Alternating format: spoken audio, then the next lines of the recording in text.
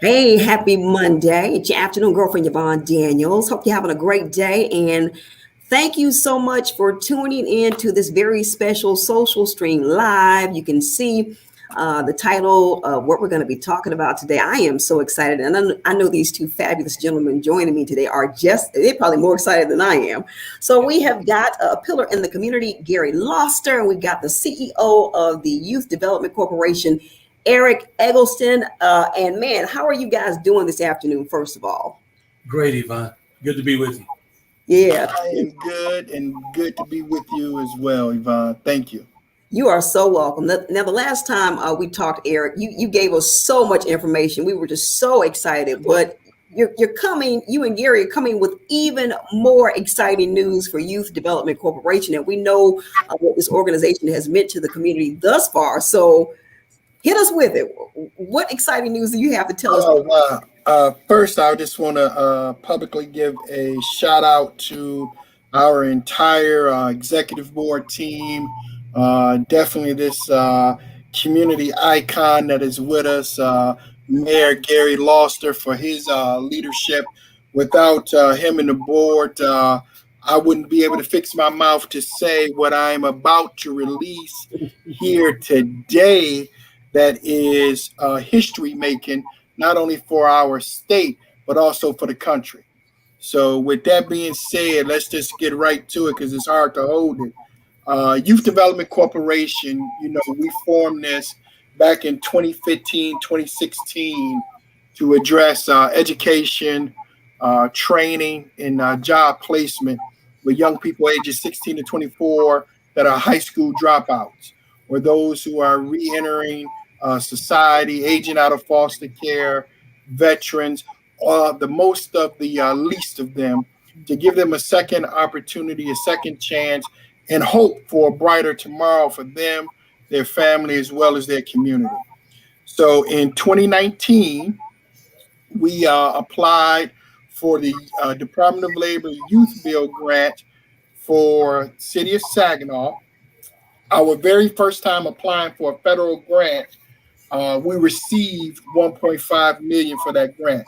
That was huge because not only was it our first time, but we didn't go with those normal partners that previously had the grant. So we did it all grassroots with guidance with Gary and the board. So we were blessed. And then the pandemic hit, but we found growth in the pandemic.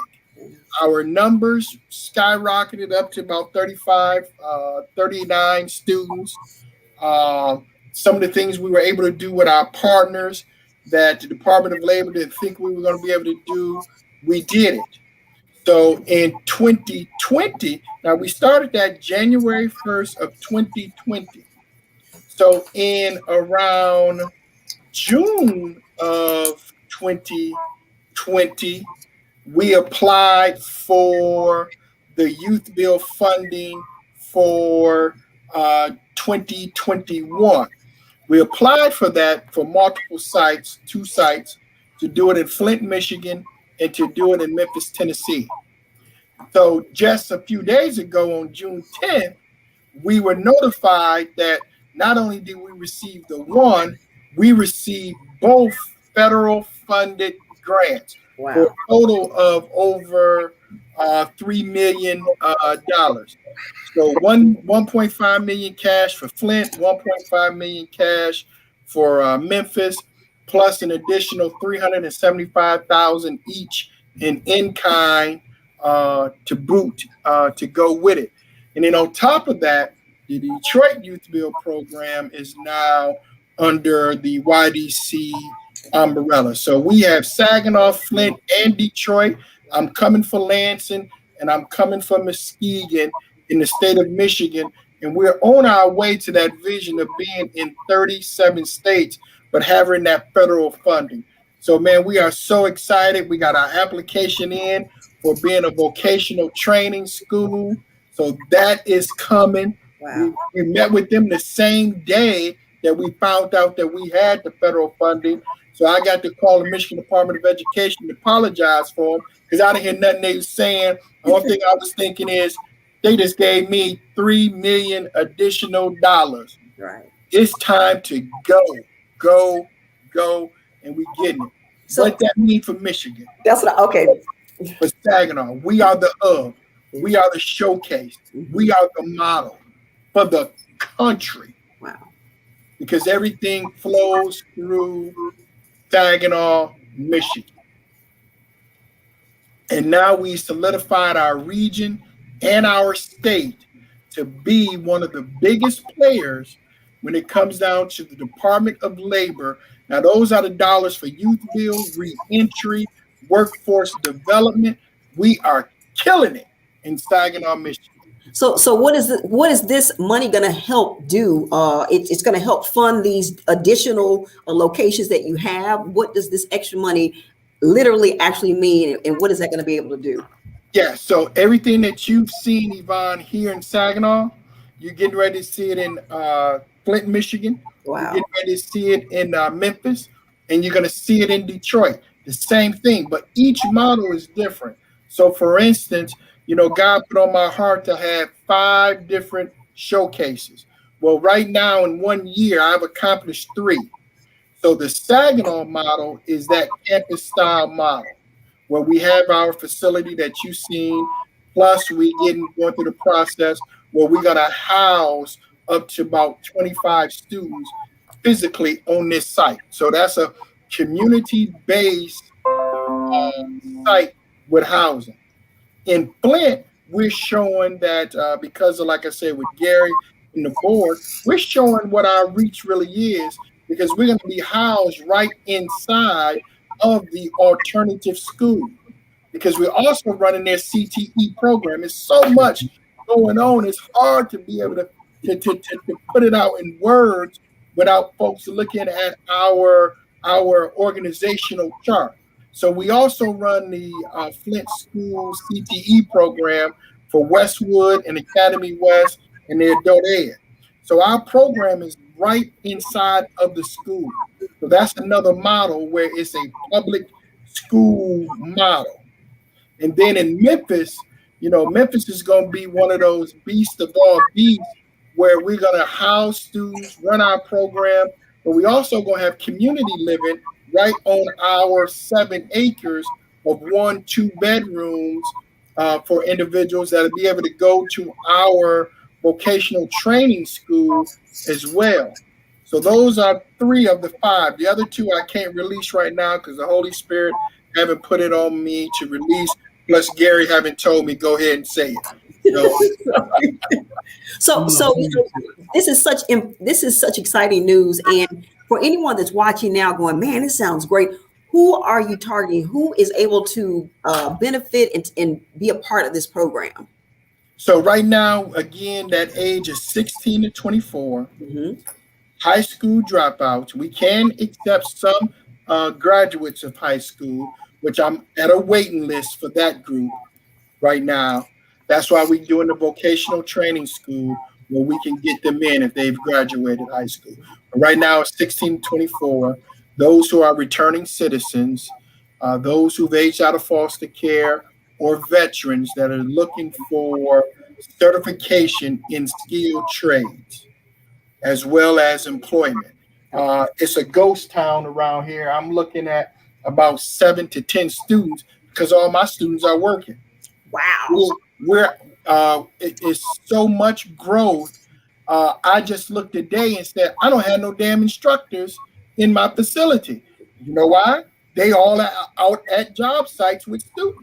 Wow. And it hit me today like, man, we got 4 job sites going on, and these students are making anywhere from $11 to $17 an hour. And it's like, man, it's fabulous to come in here and it's empty. Yeah. And the fact that it's empty because they out working. Right. And the ones who are here, they ready to go to work, or they're in that process. They're finishing up their high school piece or some other type of wraparound service. But man, it's like in all of what's going on, you can actually measure growth, statistics, data, structure. It's all there. Now, don't get it wrong. We are a startup, so we do have some issues that we're working out. However, I tell anybody within our first year in the pandemic, and we done got $4.5 million, Yvonne, Yeah. they just ain't giving it to anybody. That's right. They don't just give you those millions. That's right. I hear that. So now, the last time I talked to you, it was so exciting, and you only had. Well, first of all, tell me how long this program. This is a great program, but how long does it take a 16 to 24-year-old to get through this entire program to be able to get out and to be on the job site?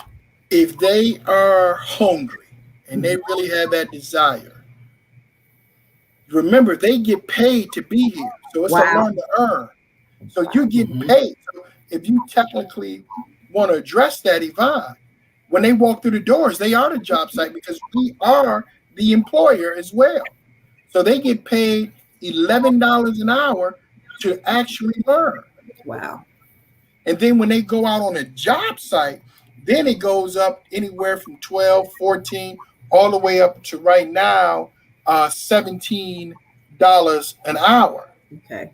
So work start when you hit my door. So when you come in my door, you best be ready to go, because within that 60 days of you being here, 60, 90 days max, you will be actually, all of your benefits will be turned on. You'll be getting paid work experience. You'll be getting your uniform, your tools, $500 towards car insurance, $500 towards car repairs, all of the wraparound services, and we feed you. Now, people come to me about the feed thing. I'm not here to feed them filet mignon. It's pizza, it's hamburgers, it's hot dogs, it's vending machine. You know what I mean? Because we got to remember what we are. Right. But we do provide them with some food. And now we're actually getting ready to put a washer and dryer in here. So not only they can wash their clothes, but if they got to wash their immediate family members' laundry, I want them to do that, because we found out that some of our students didn't have detergent to keep a clean uniform. So we eliminate all obstacles. We don't minimize them. We don't give you quarters to go to the laundry room. We put you in the laundry room at our facility. Man, there are so many obstacles that people don't even realize that, that affect a person and that will keep them from being able to, be a productive part of society. And just of you all thinking about things like somebody not having detergent to be, you see somebody with something on, you be like, now see, they know better than that. But you don't know where that person is. You don't know that maybe they didn't have money for the detergent. So but I was that guy. That's how it came about. Because he came in, I'm like, what are you, dude, what's up? And he was like, man, I got some issues. When he said issues, I said, what do issues got to do with you putting on clean clothes? And with tears in his eyes, he's like, that's the issue. Yeah. I almost caught a case with my mama's boyfriend fighting over detergent, who used the last bit of it. So things like that hurt and that sting. But those are things we got to deal with in our community. But Yvonne, we're going to deal with them. We're not just going to sweep them under the rugs. We're going to eliminate that. So bring yours, bring your mama's boyfriends, and we'll get it done. But at the same time, we also have that presence in that house, because I call BS BS. Right. This is an excellent program. And let me just give kudos and direction to Eric, who's a wonderful executive director, the executive board, and the staff. This young man's vision has taken Saginaw to new limits. And not only that, Eric is caring and compassionate. Although blustery as you see him, he's a teddy bear when it comes to concern for his youth, his people, and the people that work for him. I have never seen such care, concern is demonstrated, and the capacity to love that. And when we talk about Saginaw, I want to thank you as well for all that you're doing and for reaching out and helping us to promote this program. The urban care that Pat talks about is the most important thing in the city of Saginaw. When you think about going down the highway and you see all the construction now that we're talking about, both in the state and nationally, I mean, there's a major tsunami coming in terms of construction. But how many of us do you see at that roadside? Now, you may see some of us holding a sign that says stop, proceed, and flip back, but we don't see them doing the wiring. We don't see them doing the mason work. We don't see them doing the skilled trades activities. This program will provide them the skills and the mindset to be competitive. And again, let's say, for instance, there's a person that's coming out of the returning citizens program. We now can help to relocate them if it doesn't help in Saginaw. And actually, when we look at the recidivism rate, it's 85 to 90%. Because when a young man or woman comes out of the prison, they generally go back to the same atmosphere that they left. Well, if we can provide the skills, if we can give them an opportunity, if we can train them, we can help to relocate them at one of our sites as well, and not including the Mississippi Shipyard, which is also one of our participants as well. So we're giving them the trade, we're giving them the opportunity, we're helping to relocate, and we're helping to start a new life, and there's sustainability and employment and education at the same time. So what Eric has been able to do, along with the committee and the staff, has been monumental. And let me just say this, when you look back, how many of the programs that are like this, if any, that look like us who are administering those programs, which is key, not racist, because they have it, the majority have it all. But now we're looking at dealing with the uniqueness of this program. It deals with the urban community. And with that comes special urban problems, as Eric has pointed out. But the sensitivity of being able to deal with that is what he has coined and kept and preserved and passed on. You know, Jesus was the first carpenter. He was the first skilled trades. So Eric is following that skilled trade to the least of them and providing the best of them and giving them the skills to be able to compete, to make it earn a living, sustain their family, and be something in their community. Yes. Yes, sir. Exciting. Michelle McGregor says, "Thank you, sirs." You're welcome, Michelle. You're welcome. And Gary, so I can't hold it, Yvonne. So Gary, I got to tell her about the houses. Okay. So we have yesterday I sent my staff and my executive board pictures of our manufacturing shop that we own and operate down in Memphis, where we're getting ready to start building brand new 3-bedrooms, 2-bathroom homes. Wow. They're going to be built out of steel, open floor concept, smart home. So we've actually started running. Ingalls donated us tens of thousands of pounds of steel. So we've started running them. Faith and I, who's my program director, which I want to give a big shout out to Faith Signs, 24-year-old young lady, graduate from Michigan State University, started with me as a volunteer, went to $12 an hour. Now she's the program director, and she just got promoted since we just took on these 2 sites, with 3 sites now.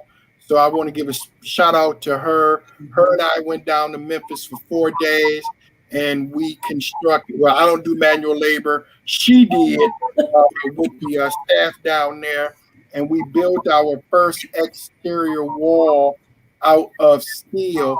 So we will probably have a brand new house, our model here in city of Saginaw. Wow. By the end of this summer. Then after that, we're going to be building at least 3 a year, but we will be the first development of sustainable and affordable houses in the city of Saginaw outside of Habitat, because that was some junk that they built. We building, and I'm going to send you the pictures of what we have in Memphis, and when you see those, you're going to be like, wow. But here's the key.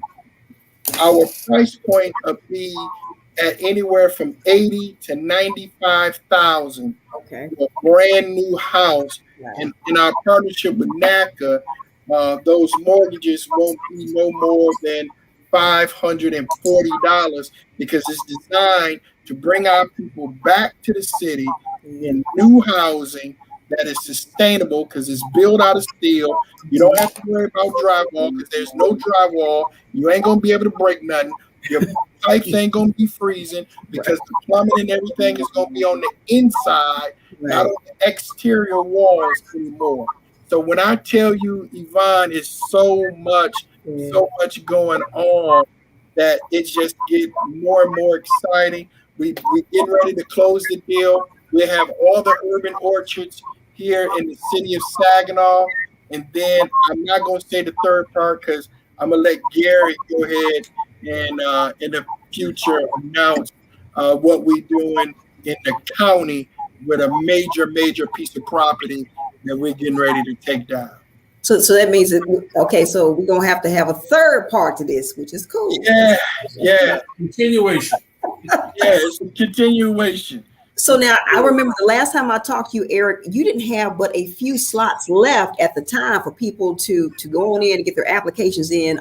If someone wanted to be a part of this program, now we've got the website here. Can they still go to that website and get an application? And how does that work? Yep, you can go to that ydcusa.com website. You can print off an application there. You can call to set up an appointment to come in at 989-401-1166. 989-401-1166. And give us a call and we will set something up. And again, even though it's pandemic and we're supposed to serve 92 over a course of 3 years, we are getting up there in numbers, Yvonne. So I just want the community to be patient with us so we can work it out and we get our vocational license from the Michigan Department of Education. We'll be able to open it up from 16 all the way up to 88. If you want to learn a skilled trade, we signed the agreement with the county jail with Sheriff Fettersfield.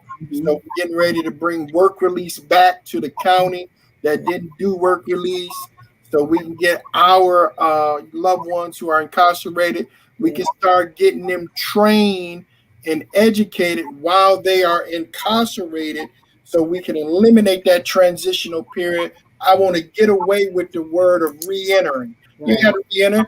Though you went and sat out, it ain't like you was taken out because everything you're still going to be able to do, your education, your skilled trades training, your testing, getting your college credits while you are on your temporary vacation county jail. Right. Those who want an opportunity and have hope and have faith, we're going to be here for our people. We're going to be here for our community. You know, I'm unapologetic. I am about Black, brown, and urban. I live here. I am it. But I'm unapologetic, but that does not mean I'm anti-white. You've seen my diversity in my staff and my students and on my board. So it's a place for any and everybody, but we're unapologetic about it. If you don't look like us and you don't live where we live, you're not going to be that one that's making the day-to-day decisions on people you're disconnected from. That's right. And that also mean us Black and brown folks that's disconnected as well. That's right. Because that does exist as well, like you said. So, and so a couple of things. We're gonna be, man, I can't believe we're almost at 30 minutes here, but this is just so much information though. Like Gary said, you Eric, you love ferociously. You have such a passion, and so we need someone like you in the community. So we, just God bless you for what you do. And one of the things I think is just so awesome too is tell everybody where YDC is actually located. We are downtown Saginaw, Michigan. We are on Genesee and Weddock. You can't miss us. look for the yellow flags, look for the sign that say Youth Development Corporation, USA. The address is 126 South Waddock, across the street from the Social Security office, kitty corner from the police department, down the street from our partner Delta and Michigan Works. We are about to revive downtown Saginaw, where it can be a beacon of light. And this is where we're going to house students. So we're getting ready to start doing some more work, and you're going to know it when you see it, because when you drive by, you're going to say there's something going on downtown Saginaw, and that is by design. Yes, for sure. Yeah. Well, I tell you what, thank you everyone that has been watching and the comments. I tell you what, this is on our Facebook page, our YouTube page. If you know anyone right now that's between the ages of 16 to 24 that needs to hear this, please share this out. Like Eric said, they're going to get to the point where it's going to be 16 to 88 or 90. You'll be able to follow up in this program and really get this for free. Free. Yes. And the fact that when you walk in the door, you get paid. You start getting paid when you it's a pay while you learn type of situation. And that's where hope is, because when you come into this thing, you know that as soon as you come in to start getting the education, they're going to start paying you. I mean, that's like you can't beat it with a stick, like they used to say it. So yeah. We appreciate you, Gary Lawson. We appreciate you, Executive Director Eric Eggleston, Youth Development Corporation. They are here to stay here in Saginaw. Like you said, this is the hub. You guys are going out to Flint, to Memphis. You're taking this beyond the state, and this is what we need. So we just thank you so much. Keep fighting the good fight and doing the hard work. So we appreciate you. Thank you, Yvonne. Thank you. Yes. Mary, I love you, brother. Thank you. All right. Until the next time, guys, take care. Okay. Bye-bye. All right. Bye-bye. Thank you.